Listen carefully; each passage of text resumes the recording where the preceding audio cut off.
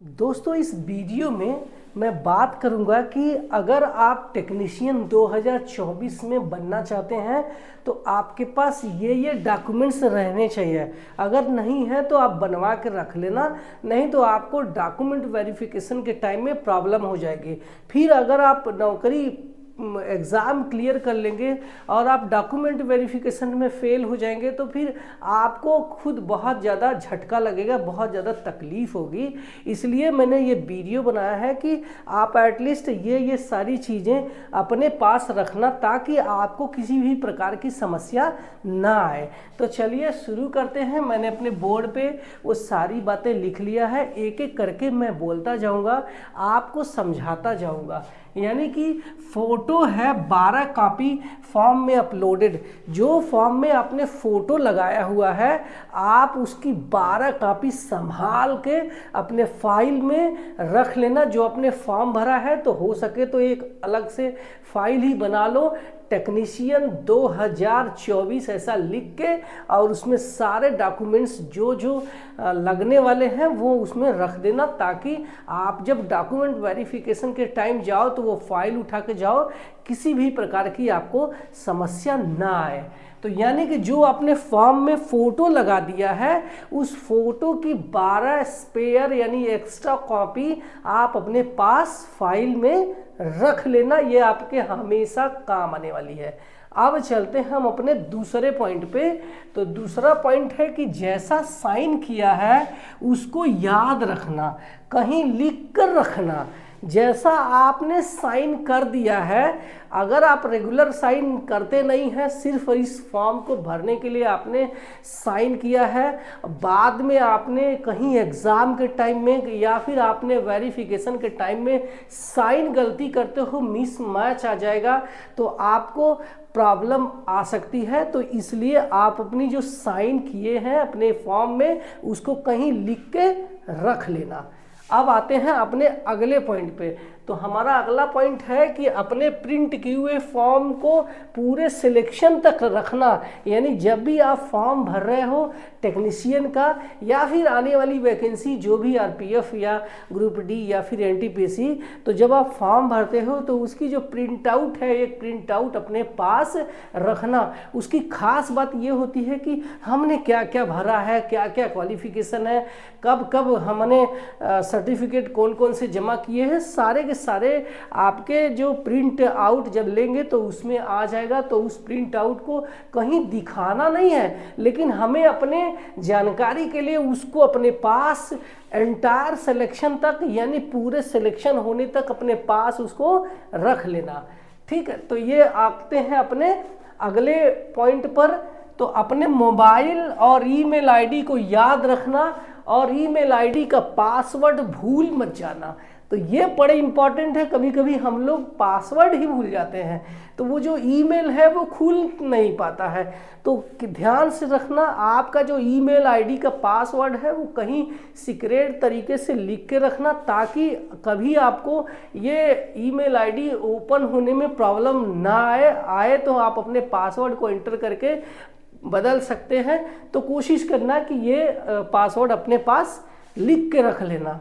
चलते हैं अपने अगले पॉइंट पे। तो ये हमारा अगला पॉइंट है कि अपनी जो शैक्षिक योग्यता है, सभी के मार्कशीट सर्टिफिकेट जो कि 8 अप्रैल 2024 के बने हों वो अपने पास रखना। मान लीजिए आपने क्वालिफिकेशंस में आपने दिखा दिया, वो जो क्वालिफिकेशन सर्टिफिकेट आप दे रहे हैं वो दे रहे हैं, इसकी टेक्नीशियन की जो वैकेंसी है 8 अप्रैल लास्ट डेट है, उस 8 अप्रैल के बाद का आप जमा कर रहे हो तो आप नॉट एलिजिबल है, आपको कंसीडर नहीं किया जाएगा, आपको फेल कर दिया जाएगा। तो 8 अप्रैल के पहले के जो भी डॉक्यूमेंट्स आपने पास किए हैं वो आपके पास होने ही चाहिए। ठीक, अब हम आते हैं अपने अगले पॉइंट पे। तो ये है SC ST OBC जाति प्रमाण पत्र सेंट्रल का होना चाहिए, स्टेट का नहीं चलेगा।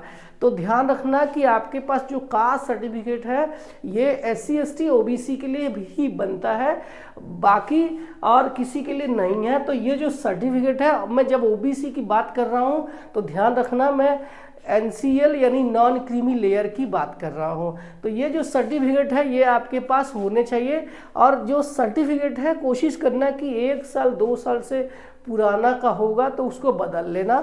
बहुत लोगों का सवाल ये आता है कि सर कैसे बनवाएं, तो ये आपको 2 तरीके से बन जाता है, एक ऑनलाइन भी बन जाता है, एक ऑफलाइन बन जाता है। लेकिन ऑनलाइन का भी प्रोसेस वही है। आज यहाँ आपने अप्लाई अगर करते हैं तो DM ऑफिस में आपको, या जो भी जो ऑफिस है जहाँ पे आप अप्लाई करते हैं, तो वहाँ पहुँच तो जाएगा, लेकिन वो फॉर्म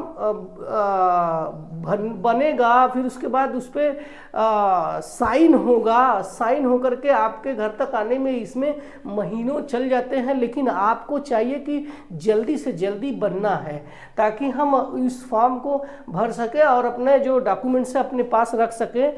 तो इसके लिए आप जाके अपने खुद DM ऑफिस में या फिर आप अपने तहसीलदार ऑफिस में जा कर के बनवा सकते हैं। और ये आपका 2 से 5 दिन काफ़ी, अगर आपकी अच्छी खासी जान पहचान है और आप जो है जो बाबू लोग हैं उनके साथ में अच्छा खासा चाय पानी बैठ के पी लेते हैं, तो आपका जल्दी बन जाएगा। तो 1 दिन में भी बन सकता है, 2 दिन में भी बन सकता है। तो ये आपका, मुझे लगता है कि ऑफलाइन वाला सिस्टम बहुत अच्छा है, आप जा कर के उनसे बनवा सकते हैं। तो ये आपका 1 साल से पुराना होगा तो आप इसको बदल देना, इसको अपने पास रखना। और हाँ, जिन्होंने अपने स्टेट वाले कास्ट सर्टिफिकेट से फॉर्म भर दिया है तो डरना नहीं, घबराना नहीं, आपका फॉर्म रिजेक्ट नहीं होगा। अपने जो सर्टिफिकेट है बनवा लेना। और एक सीक्रेट बताता हूँ, ये सीक्रेट है कि आपका जो कास्ट सर्टिफिकेट है आप 8 अप्रैल के बाद और उस जो डॉक्यूमेंट वेरिफिकेशन है उस पीरियड में भी आप बनवा के रख लेंगे तो भी आपका चल जाएगा। सिर्फ जो 8 अप्रैल तक है आपके जो क्वालिफिकेशन है, जैसे मान लीजिए आपने ITI किया है या फिर डिप्लोमा डिग्री किया है, तो ये 8 अप्रैल तक आपके रिजल्ट आ जाने चाहिए। उसके बाद रिजल्ट आया है तो आप नॉट एलिजिबल है।